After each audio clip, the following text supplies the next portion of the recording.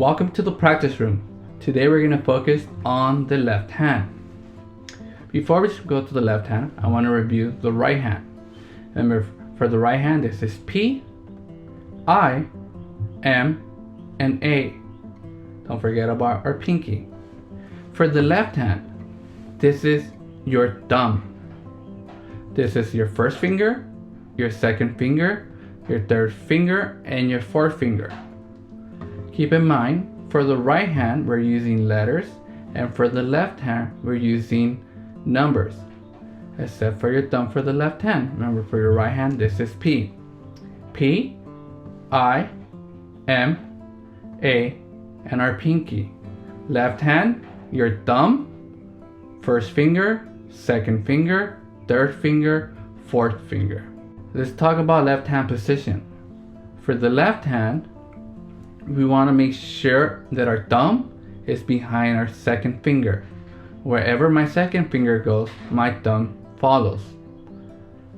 We want to make sure my thumb is in the middle of the neck of the guitar, pointing towards the head of the guitar. That's my first step. My second step, I want my palm up or parallel to the neck of the guitar. And my last step is to arch my fingers.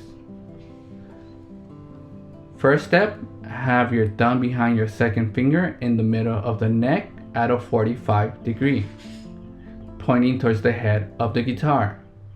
Our second step is palm up or parallel to the neck of the guitar. And last step is to arch our fingers.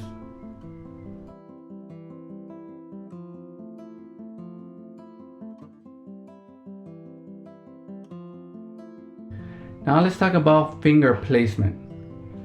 For fingers, we want to make sure that each finger lands on a specific place. The reason is that if I push down with my third finger in the middle of the fret, I get that note.